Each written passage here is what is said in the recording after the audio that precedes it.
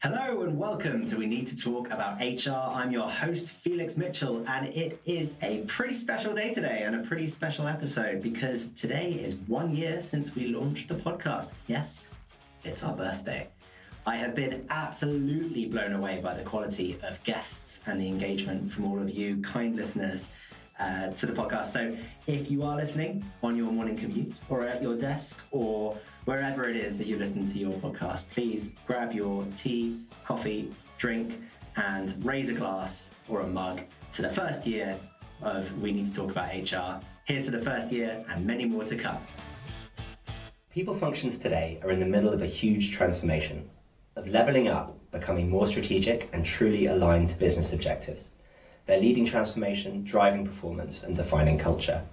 Now, for many HR practitioners, this marks a significant shift and an increase in expectation, often while budgets are under really tight scrutiny.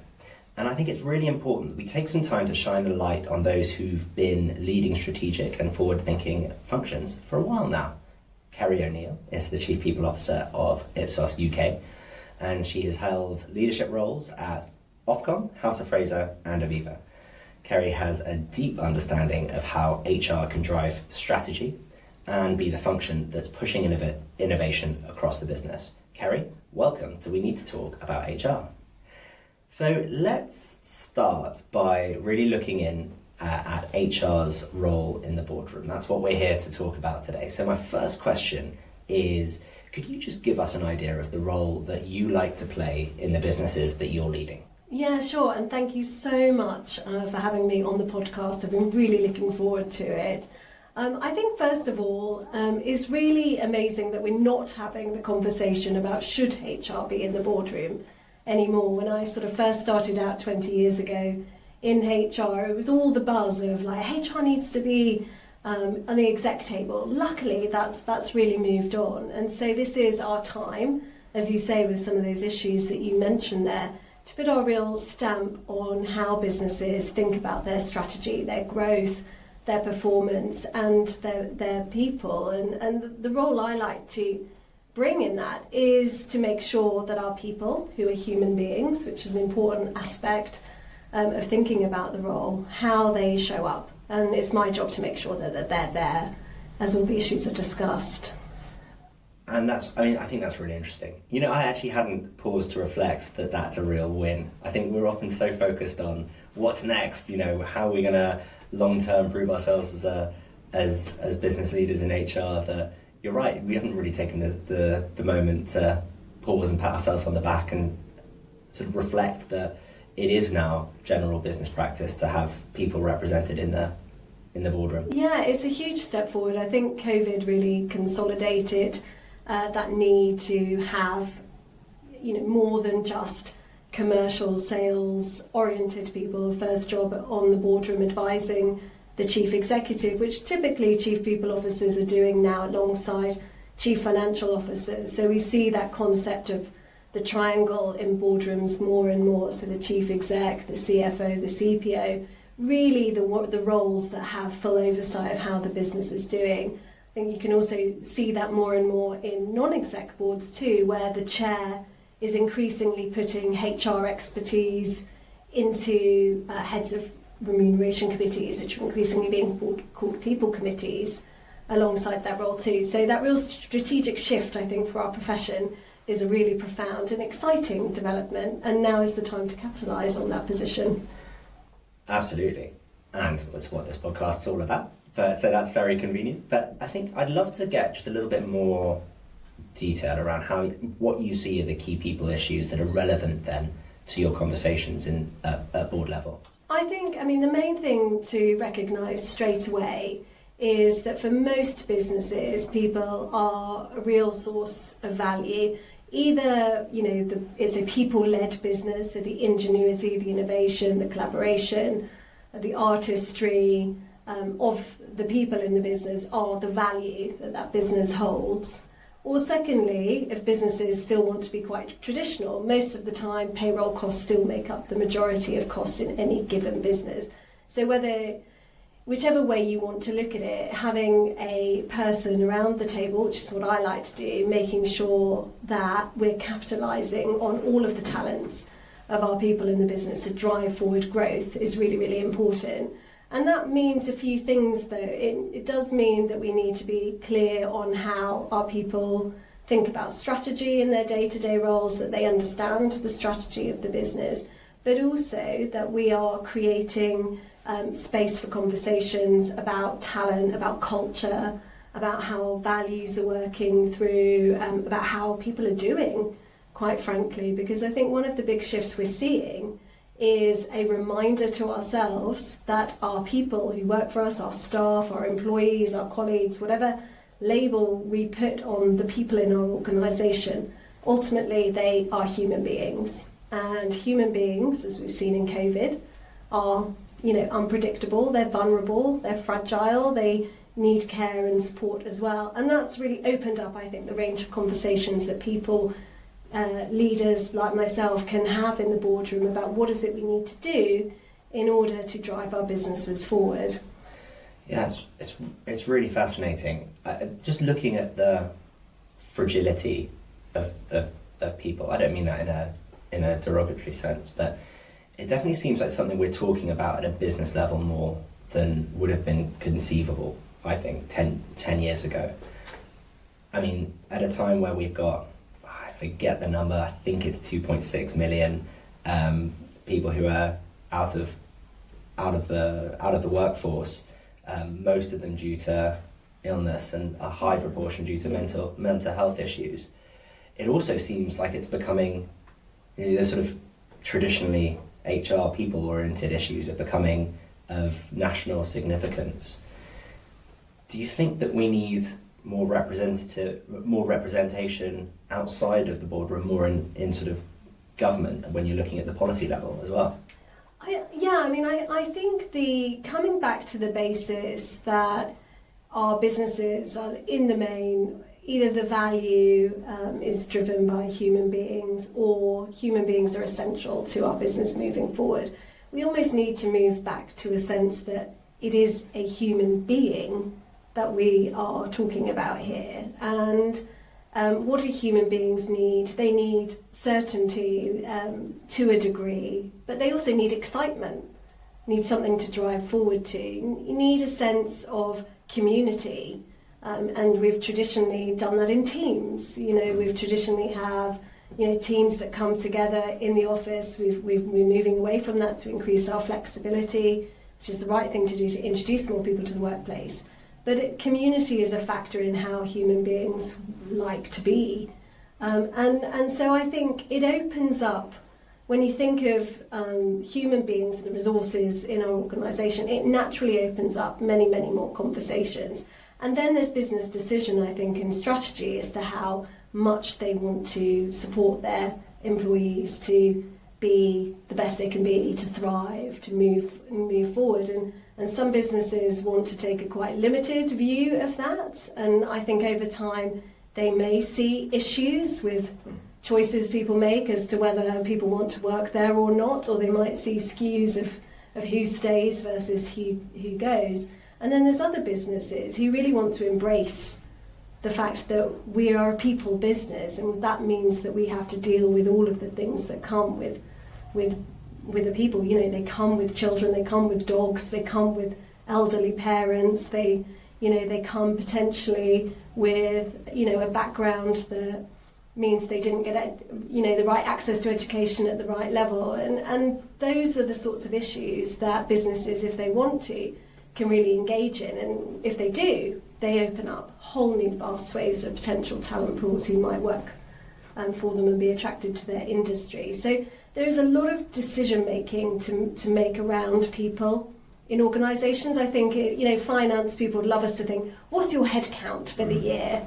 What's the payroll cost? But actually, I think one of the multifaceted roles the CPOs do play in the boardroom is this degree of choice that businesses need to make, and they'll make those aligned to their values, to their strategy, but also their philosophy, quite frankly. What do they believe about people? What do they believe about the relationship of work to people's lives? Those all things will all drive their decision making about people, and chief people officers will then obviously start to drive that forward, but also influence some of the thinking in those areas.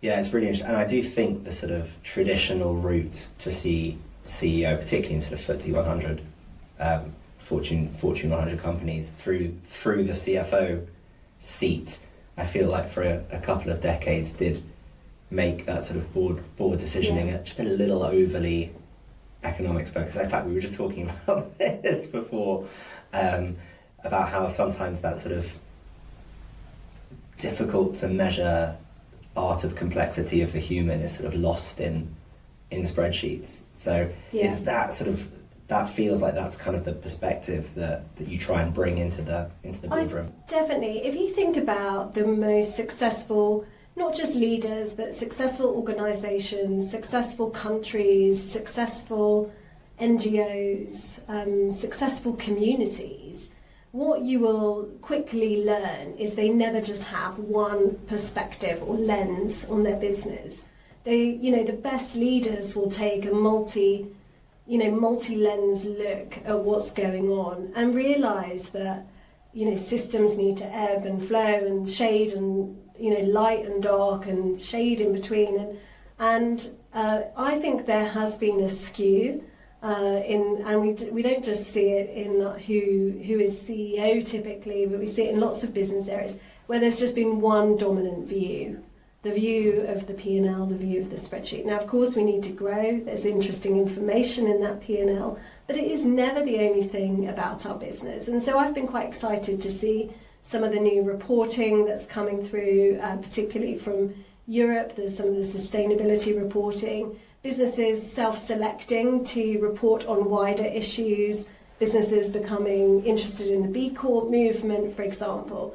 Those are the ones that I think realise that it's never just one lens that's important. You need a multi lens, and that's why I actually think the rise of the CPO into boardrooms and increasingly being part of that kind of core business decision making is a really important movement forward. One that will only have positivity for us as we move forward. I completely agree. I love that sort of way of thinking about lenses and the information that you're using. And I wonder if we can zoom in on the role of the CPO and what lenses do you think CPOs should arm themselves with before going into the boardroom? Do they need to be following local politics? Do they need to have an understanding of how tech's going to impact their industry? What are the sort of must-haves? I spent the early part of my career in insurance, working for Norwich Union, and then it became Aviva. And so one of the things I hadn't realised it had given me is insurance is all about seeing future long-term risk and assessing and weighing up what impact that will have on your businesses today. And so for me, the lens I do always look at is the future lens. I'm very future-oriented. We can learn from the past. It's good to know what's happened in the past, and I did study history at university, so I value that. But we need to learn from the past, but have our eyes on the future.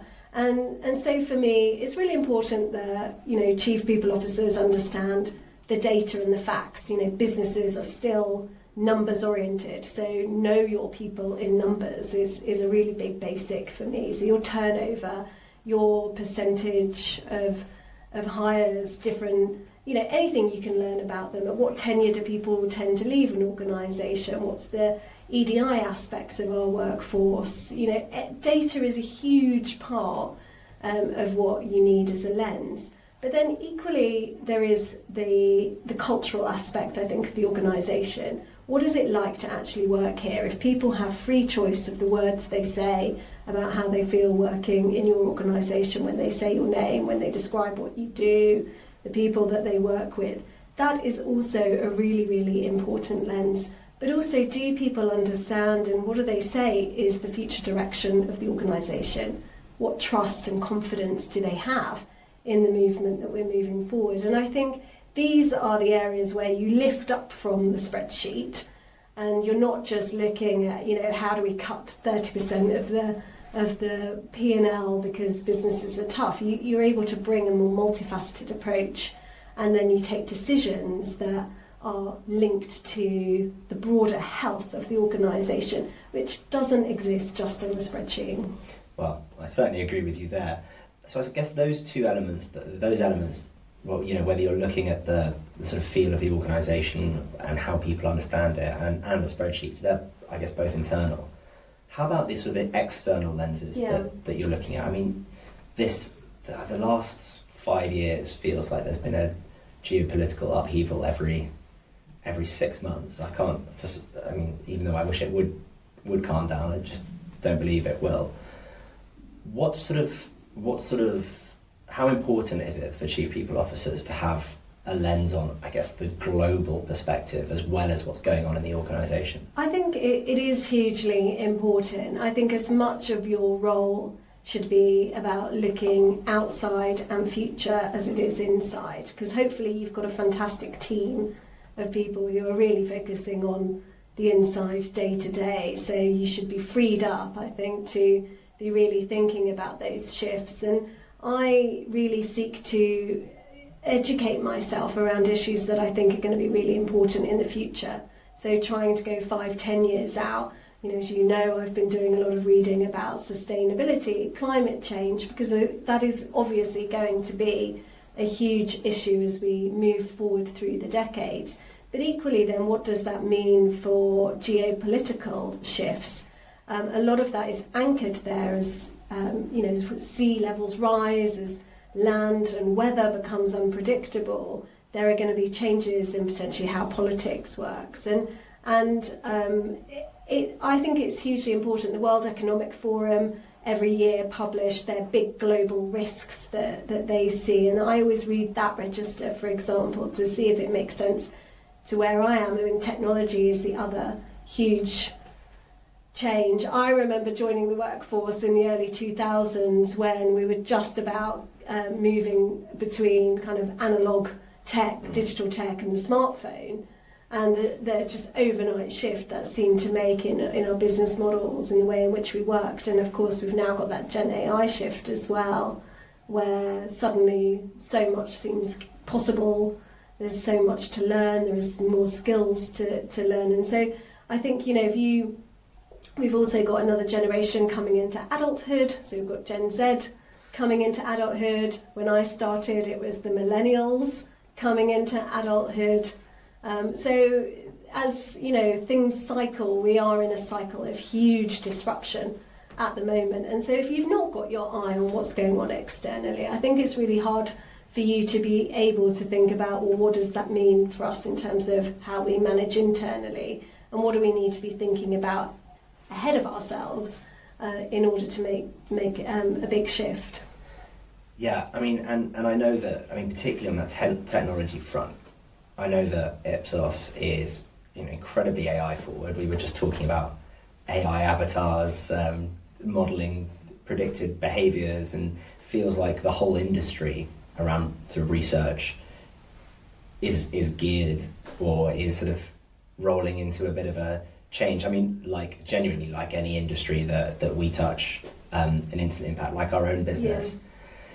What do you think your role then as a people practitioner is within that change? Are you responsible for thinking about what the skills mix of the future is going to be like? Are you responsible for coming up with what the shape of the organisation is going to look like, what technologies you're expecting to be using?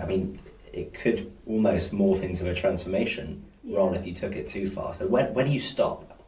Oh, where do you stop? I think all the above. You when something like ChatGPT and that sort of mass market movement and use of Gen AI comes in, you need to think about all aspects of your organisation. And equally, what do you keep doing as you've done it, and what do you change is a big decision. And sometimes that is about skills, sometimes that's about org design, sometimes it's about role design.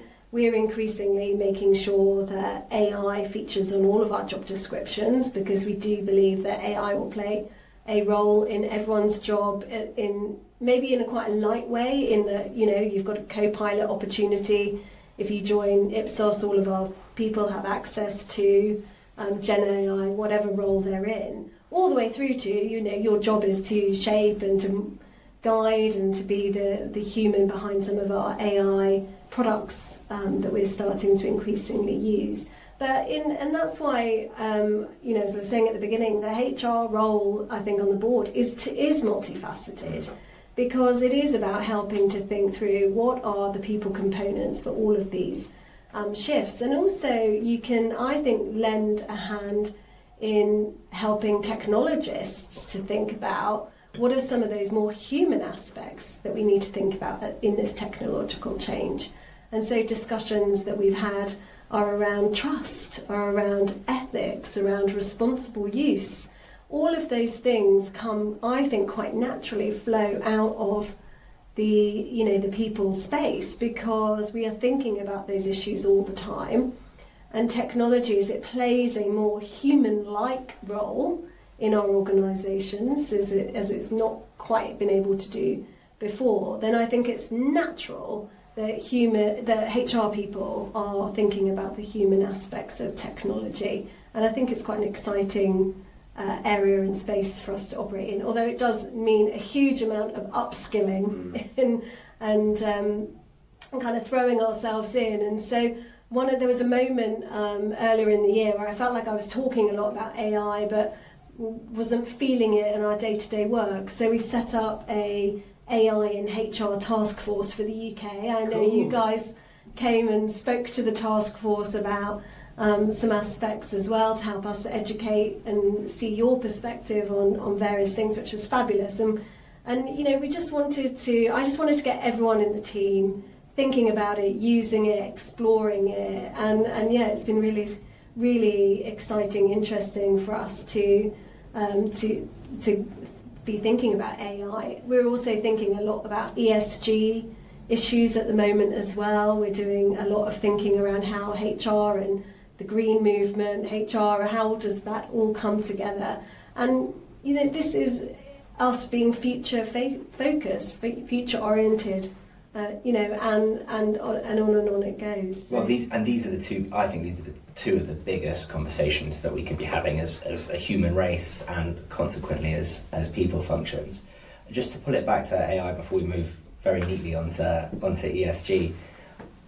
It really does. I think it really feels like that perfect time. The thing that I get so excited about AI is that, in a weird way, technology has become more understandable than ever before.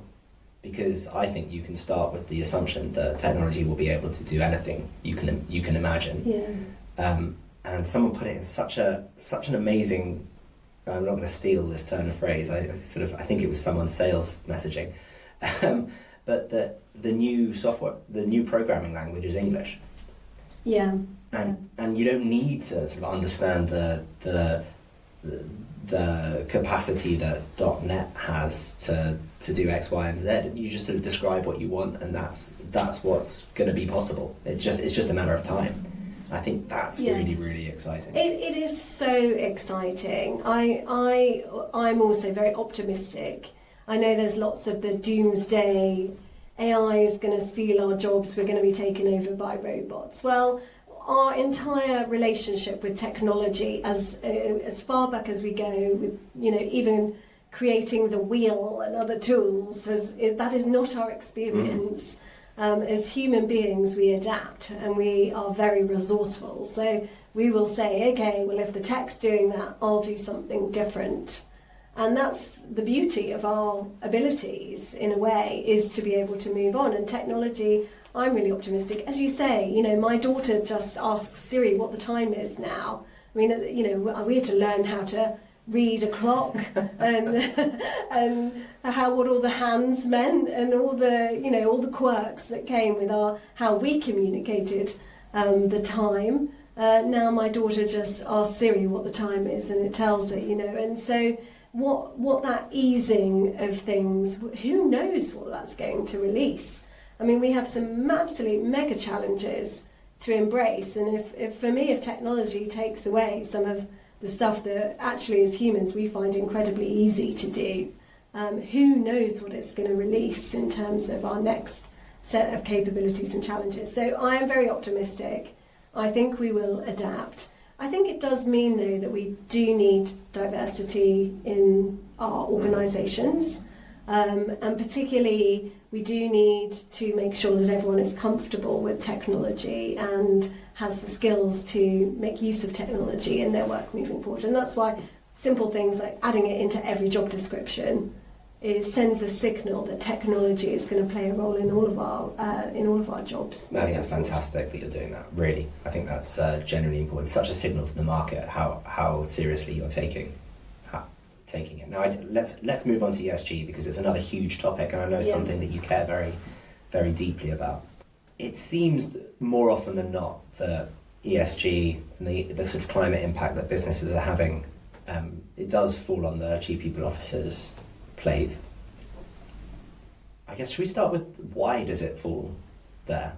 Yeah, I think it's taken a while, I think, to evolve. And ESG, so I was, 10 years ago, I was the head of HR, corporate responsibility and communications for Aviva in Asia. This is 10 years ago. Wow. And this is what I mean about the insurance markets tend to be on top of the big risks that are coming. And I think for me the alignment was a really natural one, mainly because a huge amount of our shift and our awareness and our understanding and what our businesses need to do to think about big issues like climate change, like nature, like what's happening there, is a people shift. It requires a shift in mindset, philosophy, behaviour. It needs resolve, it needs resilience, it needs confidence, and those are all uniquely human traits to bring forward. And then, of course, it needs expertise, and of course, in some sectors, it needs quite a lot of technological or engineering understanding, or a lot of thinking about technical issues through finance. But ultimately, the shift starts when organisations see their place in the world quite differently.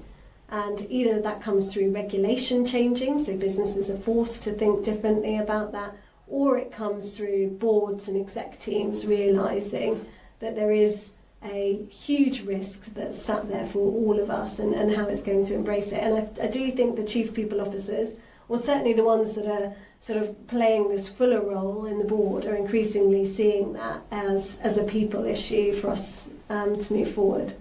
Yeah, and something's just clicked into my brain, which I may be completely wrong, as I sometimes am, but maybe as well, until there is that sort of regulatory piece, and until, I don't know, your companies have your carbon emissions as part of their tender processes, which some do, but most don't, maybe the only business case that can really be made for having a sustainable business is the people one.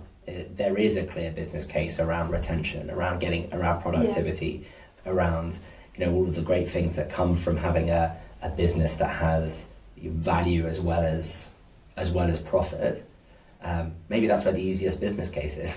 I think that's right. I mean, I read an interesting fact. It was in the Human Planet book by Mark Maslin and Simon Lewis, and they said for everything we knew, even in the Victorian era, about the dangers of air that had been polluted by, say, coal burning, for example, even though we knew about these dangers and was actually doing something about it as early as the late Victorian era, it took 100 years for the Clean Air Act to come in the 1950s, would you believe? So regulation moves and legislation moves incredibly slowly, and it's probably going to be past that time. And so it is other business cases.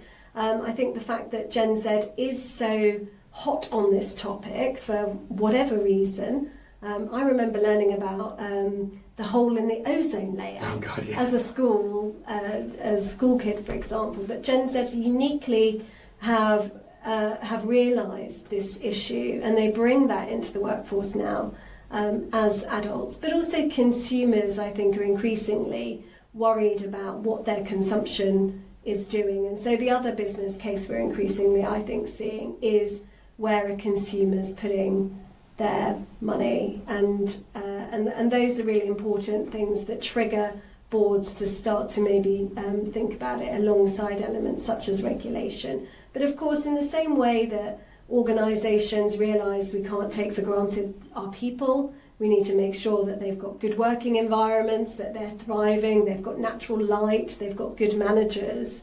I think in the same way that we've evolved our businesses to realise that we need to take care of our people resources, we will learn that we have also got to care about and have a stake in the other resources that we make use of, whether we think about them or not in our businesses. And it will be a requirement, I think, of businesses to think more broadly than they have done in the past. And so the better prepared we can be, the more likely it is that our businesses will be successul. What a fantastic answer. I really like that, Kerri. And I hope so. I share your optimism, but let's hope we're not wrong. You need a lot of determination. It's very easy to sound very, but people always say to me, you're very idealistic. And there's two answers I say to that. Is one, ideas are what drives human civilizations on. The power of imagination and ideas. So I'm kind of happy to be associated with ideas. Idealism is ideas. But the second thing is inspiration. If people are not talking about the issues, if people don't see these issues, it's very hard for them to grapple with it. And I always think the interest for me is when people grapple with the issues. I like meeting people who have the exact polar opinion to me as well. I love that because it's in the debate that I think some of the magic can happen. Oh, sorry. In that case, I don't believe. I think businesses should be for profit only. No, I'm joking. But for me, it's there is. I think sometimes HR teams are like, right, I need to absolutely stick to the knitting. I only talk about people. I only talk about the same couple of metrics we've always talked about. And my feedback is always, what do you want to say? Say what you really want to say about where the business is going. Where is it taking it? What's it really like to be in your organisation? And what's it going to be like in 10 years? What's it going to be like in 20 years? And what's it going to be like in 30 years? And those are the issues to care about, particularly if you are on a board and you are able to help set that strategy of that organisation moving forward. Yeah, and look, I agree, and I think there's a sort of ongoing debate at the moment, especially in America, around whether people should be able to talk politics in the office. I think it really goes to culture, and I think if you're in an organisation where you're encouraged to be able to disagree and understand people's diverse opinions, understand the perspective that they're coming from, even if you don't agree with it. Yeah. That feels like a much healthier workplace than one where you're just saying, if you're going to come with even if it's just isolated, even if the communication from on high is, in politics we don't share what we're talking about, for me that goes to lack of trust. Yeah. And I agree, I'd much rather be in a workplace where you can have these debates. Yeah. Really understand what people are thinking. I've seen that trend too. I actually think it is quite a worrying trend. The beauty of working for Ofcom for 5 years, where it's one of its main jobs is to protect freedom of expression as we have it here. And one of the quotes I loved about Ofcom is, you have the right to be offended, which is a beautiful thing when you think about it, particularly if you live or work somewhere where actually you can't say anything that's deemed to be counter to what someone may or may not like. And I actually think it comes down to a couple of issues. One that is going to be not helpful over time is if, we're back to thinking that only one way is the right way. Well, we know that's been proven in history that that's not how successful companies work. But two, I think that we are in a complex operating environment. I've seen in lots of different places where the poly crisis is real. it's never been a more difficult time to guide a business. You know, we've had the shocks of COVID, and then wars, and then technology. I mean, we're in a hyper change environment, and I think some people have therefore, and some businesses have therefore struggled to make sense of how their business operates in that environment, and can quite often blame the people. But actually, it's an adaptation issue for the whole organisation. And I think there's been some concerns that our business has been too focused on this issue or that issue, and not focused enough on what our core business is doing. I would argue that what's happened is the business hasn't harnessed those conversations successfully enough to think about how they move forward in this polycrisis world. And actually trying to shut down all these conversations is will have an effect over time that will not be positive for them. And it's not what great leadership's about. There's an anecdote, obviously I have no idea whether it's true or not, but that Napoleon, before any big war, would go from campfire to campfire dressed up as a normal soldier and just find out what people were thinking. Yeah. So he'd do his big strategy session before. Yeah. He'd then go and chat to the people that would be fighting on the front line. I love that, and I agree. And I think leaders, great communities, there's a vibrancy to the conversation. You might not like all of it, but it's there and it's real. And that's what I was sort of saying at the beginning about making sure that our people understand what the challenges of our business, what the purpose of the business is. I think if people can hold those two things in mind, what are we trying to do and what's the current operating context, then human beings are designed to find a way. We know that, and so you've got to give those vital pieces of information to people, or as leaders be tapped into what people's ideas are around those two areas, and then you really have got a fighting chance, I think, of finding a way through what is a really challenging operating environment. Absolutely. And Kerri, that's all we've got time for, but thank you so much for joining us on the show. It was a really fascinating conversation. Thank you for having me. It's been lovely. Thank you.